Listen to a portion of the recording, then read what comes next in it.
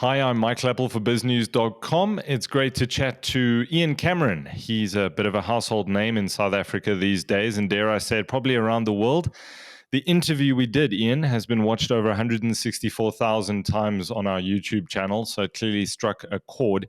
Just quickly, has that moment, the shut up moment, heard around the country, created real momentum for you in the causes that you stand for at Action Society?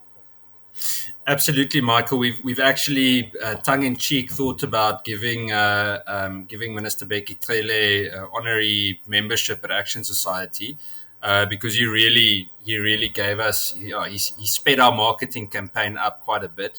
And I think he really opened the door for society as a whole in South Africa on a serious note to really start speaking up. I don't think he has had one peaceful so-called imbizo since that day.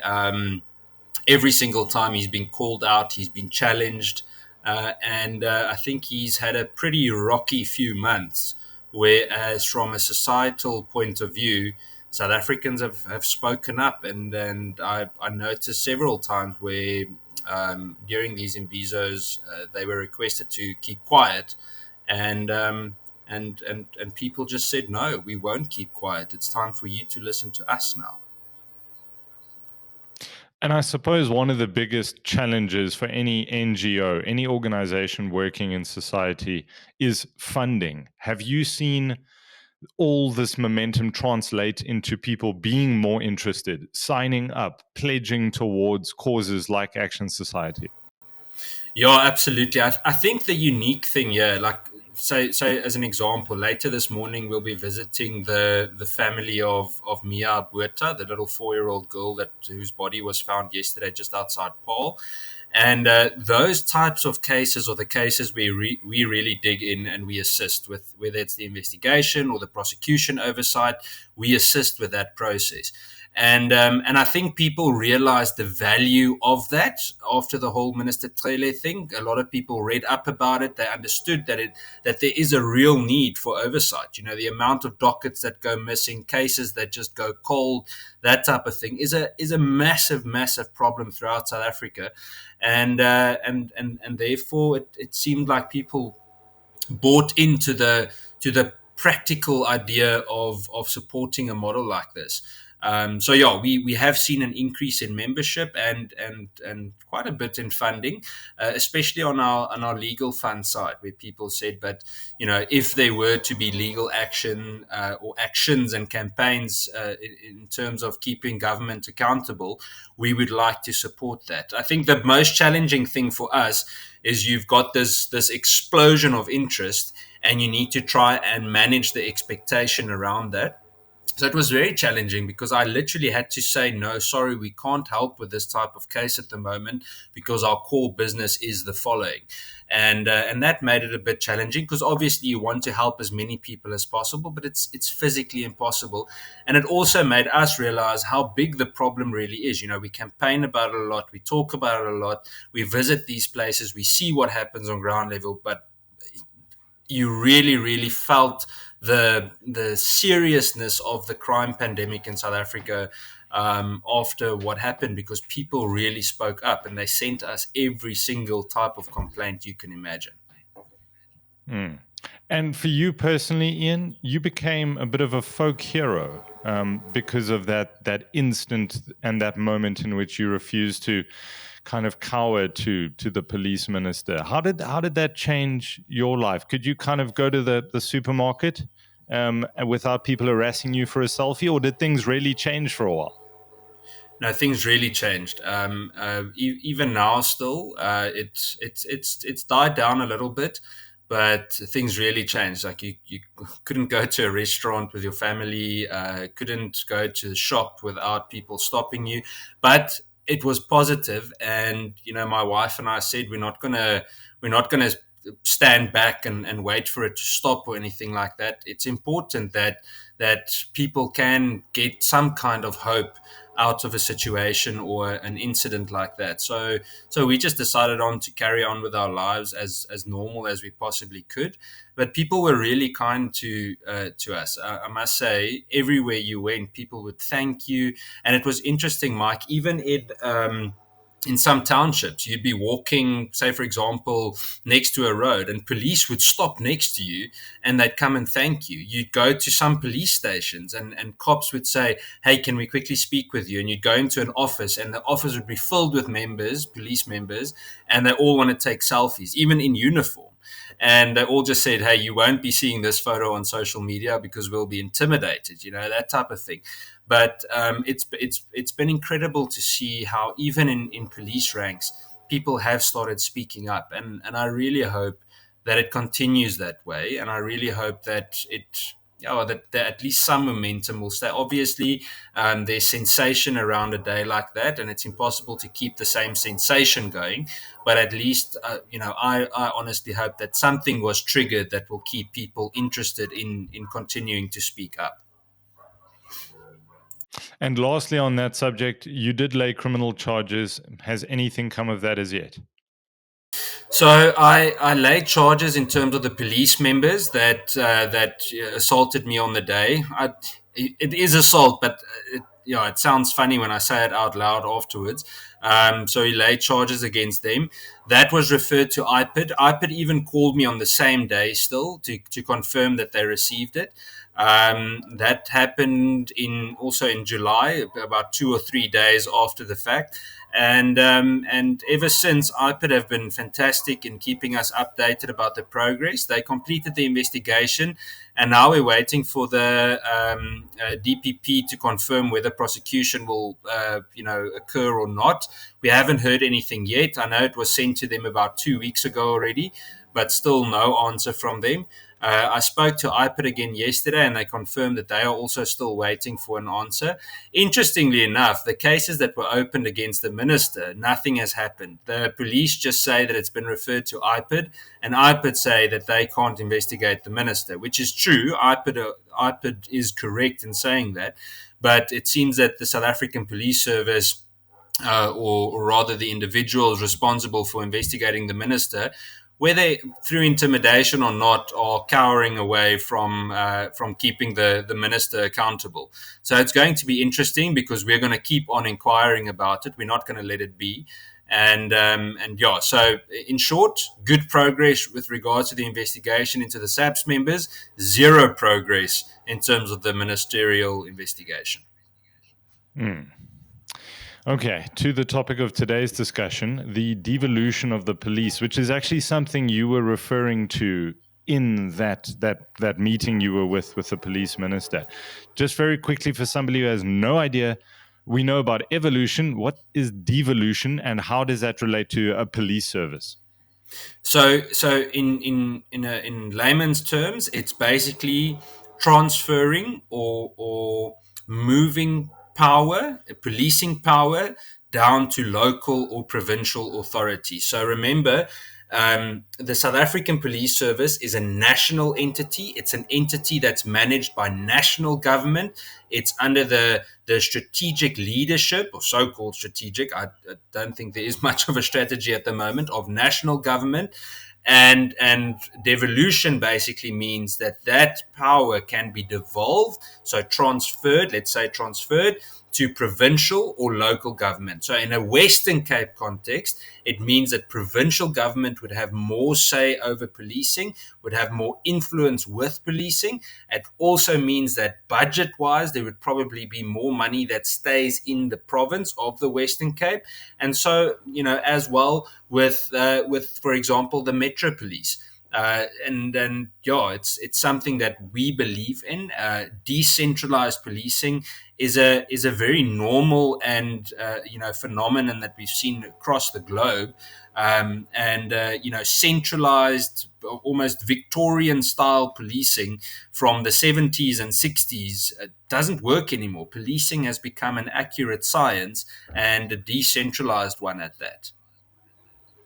So, a practical example, you would say, look, in the Western Cape, gangs, gender based violence, drugs. Let's just say those are your top three priorities. those may not be priorities in the Northern Cape or in Limpopo. So is it by devolving the devolution of it, are you able to set your own priorities? But one would think that a provincial police commissioner already does something like that.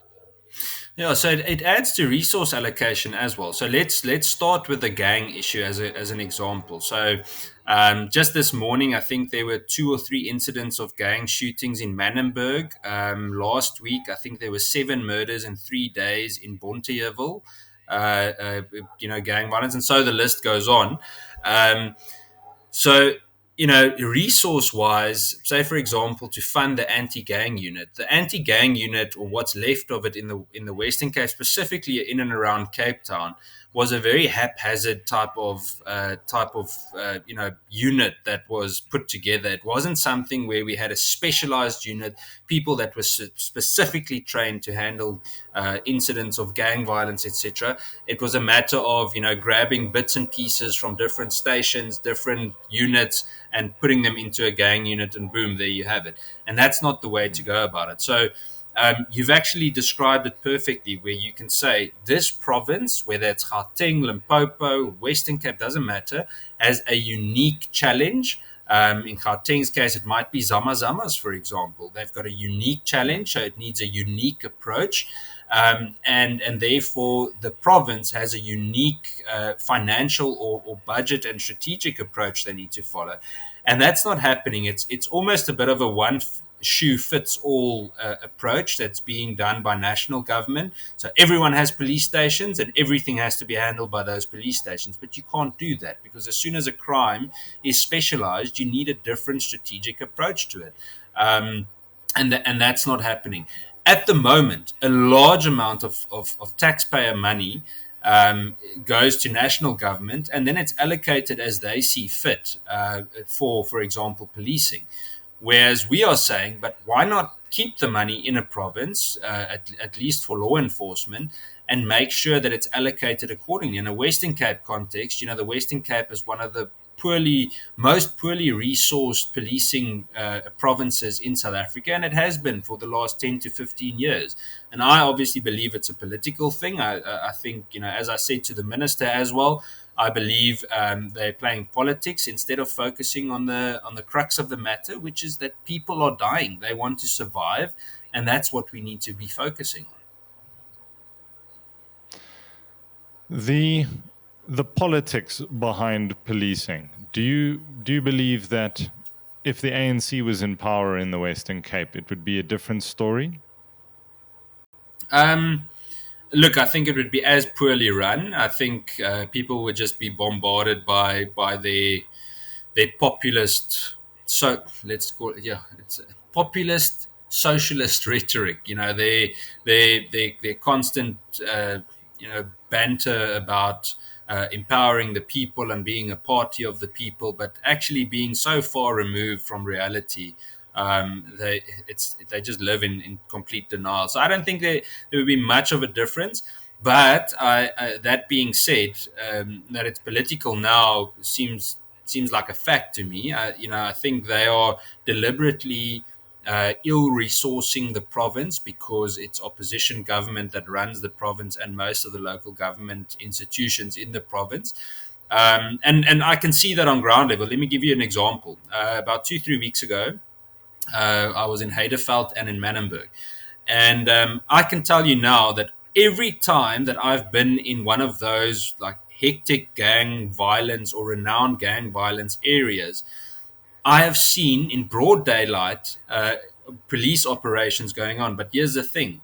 They weren't SAPS operations. Every single time I was there, it was Metro Police operations. They were working in conjunction with provincial traffic or local law enforcement or local traffic. But it was never a SAPS operation. In fact, in some of those areas, you never even see a SAPS vehicle.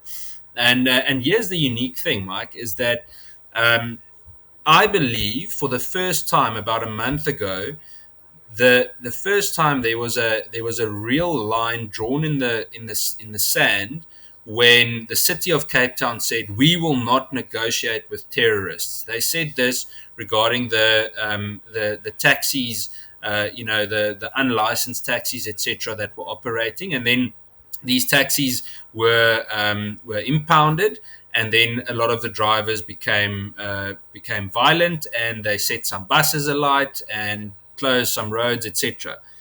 And that's a very, very important point to consider, because for the first time that I'm aware in the last 15 to 20 years, a local law enforcement institution said, we will stand our ground, we will not negotiate with terrorists, and we will not allow you to keep our city hostage. And that has not ever happened in South Africa. So even though official devolution hasn't happened, the alternate or alternative reality is already being created by local government saying, but we are stepping in because national government has failed. Mm. Now, Action Society is one of, I think, 9 organizations. That includes a couple of political organizations, the DA, the ACDP, Freedom Front Plus, Cape Independence Party, I think. So you're part of this working group. What's the main function of this working group?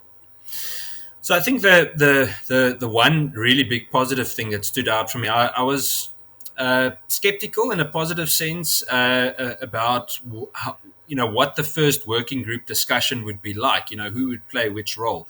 But what was very interesting was how almost everyone really spoke out of one mouth. It was as though there's a shared or collective interest in making this happen. And what really stood out to me is that everyone around the table realized that there's no space for, firstly, egos, and there's no space for us to sit around and wait for better days, because we really need to jump in. Things aren't going well. So those are two positives.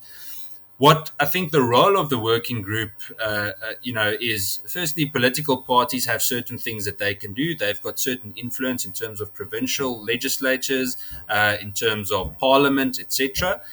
In terms of the civil rights groups, there are legal approaches that can be followed, whether it is to send an official request for a referendum to be held for a federal system, or a referendum for devolution, whatever the referendum might be.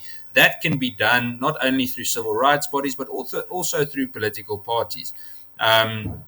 I think what I'm excited about in terms of policing is that something that came out very strongly, especially after the day of discussion, the first session that was held, was that policing, and interestingly enough, the judiciary and for example, things like service delivery is a crucial piece. And when I say service delivery, energy obviously came up as a big discussion point. Something like Eskom, is are all factors that need to be considered for devolution. And I think each of those entities bring a unique skill set to the table that can assist with making that happen in different shapes and sizes or forms, with whatever the sector or the focus might be, whether it's policing, energy, or otherwise.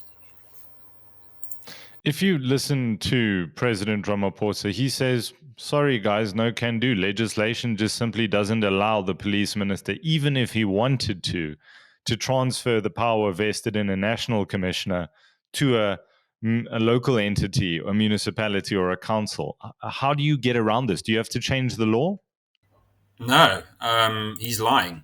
It's as simple as that. There's no reason to change the constitution. The constitution already allows for devolution to happen. So there's no need for changing the constitution. But here's the thing, Mike. Let's say we had to change the constitution. Then let's change the constitution. Let's start with the process. It's funny how the ANC, and specifically Ramaphosa and co and the cabinet, are quick to ask for states of emergency and to try and keep control of things, etc., when it suits them. It's on their condition. Yesterday, the police minister had an Imbizo in Kailicha where he spoke with men about gender-based violence. It's always on their terms. When they need to listen, when they need to get positive feedback or criticism, then they don't want it. Then they say, legislation needs to change. It's in, it doesn't work with the constitution or other legislation.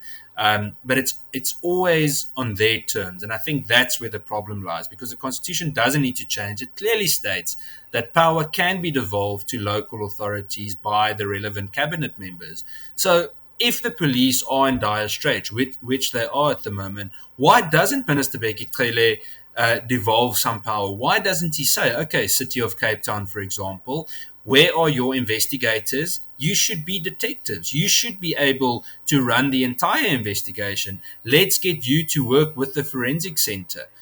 Why not do that? Because immediately you're pulling all of this local know-how and capacity into policing. Hmm. Let's talk about the state of the country, just a sort of bird's eye view of the latest crime stats. Things do seem to be getting worse. I think the latest quarterly crime stats prove that. What are we looking at in the country in terms of, from a statistics point of view?